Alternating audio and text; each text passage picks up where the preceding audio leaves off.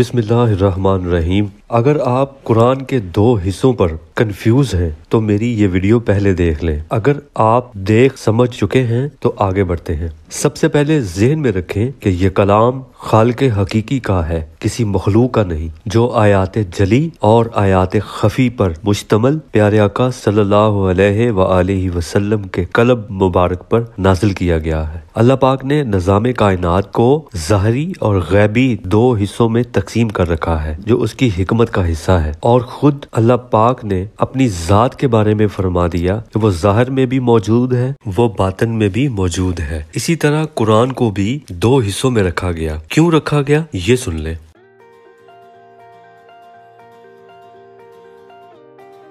सूरह जुमा आयत 2 में अल्लाह पाक ने इस बात की तस्दीक कर दी कि उसने ला इल्म लोगों में से अपना रसूल भेजा। वो उन पर ज़ाहरी और बातनी आयात पढ़ते हैं, सुनाते हैं और उनके बातन को पाक करते हैं, और उन्हें किताब यानी ज़ाहरी ये 30 सिपारे वाले कुरान की तालीम और इसके अलावा हिकमत की अलग तालीम देते हैं। अब जरा गौर से ये तरतीब समझ लें। आप सल्लल्लाहु अलैहि वसल्लम ने सहाबा इकराम के बातन को पाक किया, फिर उन्हें ज़ाहरी कुरान की तालीम सिखाई, वो तालीम जो नफ्स की दुरुस्तगी, मादियत यानी निज़ाम हयात के कवानीन पर मुश्तमिल है। ज़ाहरी कुरान के इस हिस्से में अल्लाह पाक ने पूरी इंसानियत के लिए अपने अहकामात नाजिल कर दिए और अच्छाई बुराई वाले 2 रास्तों की निशानदही करके जजा और सजा के बारे में भी आगाह कर दिया, और शैतान को पीछे लगाकर परखना ये चाहा कि कौन अपने खालिक की बंदगी इख्तियार करता है और कौन शैतान की। गर्ज ये कि ज़ाहरी 30 पारों वाला कुरान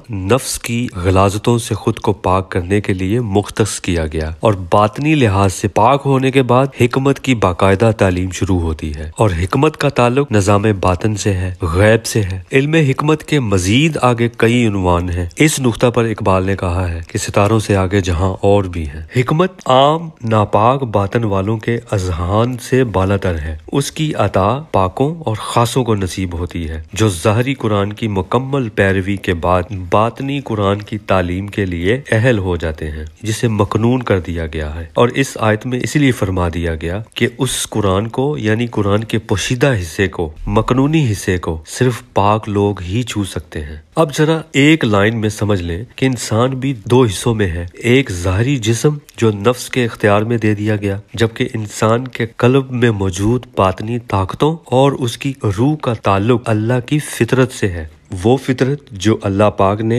हर इंसान को दे रखी है, जिस पर नफ्स का नापाक पर्दा होता है, और वो पर्दा तज़किया नफ्स से हट जाता है। उस पाक फितरत इलाही पर सिर्फ पाक इंसान कायम होता है, जिसे कल्ब की बातनी तालीम यानी हिकमत का इल्म मिलता है। और जो लोग कल्ब की मनाजिल तय कर लेते हैं, उसके बाद उन्हें रूह की तालीम मिलती है, और ये मकाम अल्लाह पाक के खास मुकर्रबीन को नसीब होता है। इस आयत के मुताबिक रूह की तालीम को ज्यादा आम नहीं किया गया। अब हो सकता है आपके ज़हन में सवाल हो, तो जवाब अपने अंदर से टटोलें, अपनी अक्ल की परख में तलाश करें कि अगर बातनी हिस्से की हिकमत की मकनूनी तालीम को ज़ाहिर कर दिया जाता तो इतने फिरके ना होते, पाक और नापाक में तजाद ना होता, इंसान की परख के तकाजे पूरे ना होते, यानी आजमाइशी मराहिल अधूरे रहते। इसलिए कुरान का मुबीन हिस्सा ज़ाहिर और कुरान का हिकमत से बड़ा हिस्सा